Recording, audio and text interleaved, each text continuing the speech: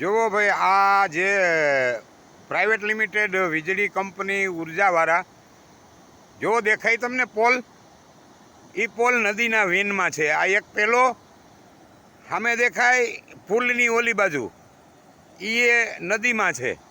પછી આ ત્રીજો પોલ જો દેખાય પાણીમાં બૂટશે. હજી તો નદી આવી નથી ભાઈ બહુ. આ એ નદીમાં. પછી સામે દેખાય જો એ પાણીમાં ઊભો 5 ફૂટ પાણીમાં અત્યારે બુડેલ છે. હાવ 5 ફૂટ પાણીમાં બુડેલ છે થાંભલો. એટલે આ નદીના વેનમાં બધી લાઈન ઊભી કરી છે મિત્રો. તો આ લાઈન 32 કેવી 32,000 કિલોવોટ પાવરનું ઉપરથી પ્રેશર હોય. હવે એ પ્રેશરમાં જોવો સામે થાંભલો દેખાય પોલ, પછી ત્રીજો, આ ચોથો, પાંચમો, છઠ્ઠો, સાતમો, 7 પોલ અહીંથી આમ દેખાય ઊભી નદીએ. આ બધાય પોલ બુડેલ છે ભાઈ પાણીમાં 5-5 ફૂટ.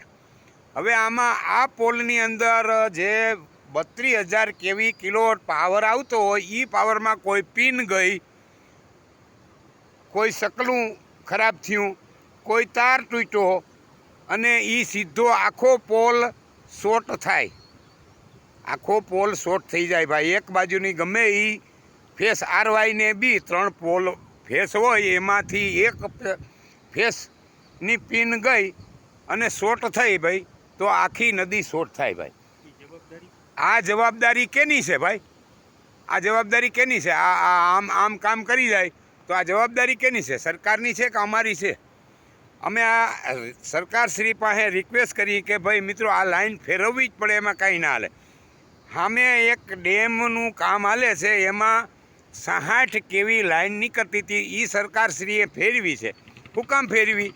જો પાણીની અંદર પાવરનો શોર્ટ આવે તો જબરી એવી નુકસાની કરે, ખેડૂતને કરે, માલઢોર હોય, આ બધેને. પાણીમાં તો કોઈ મહિલાઓ આ નદીની બાજુમાં બેસીને કપડાં ધોતા હોય તો એ બધાય તરત જ મરી રહીએ મિત્રો.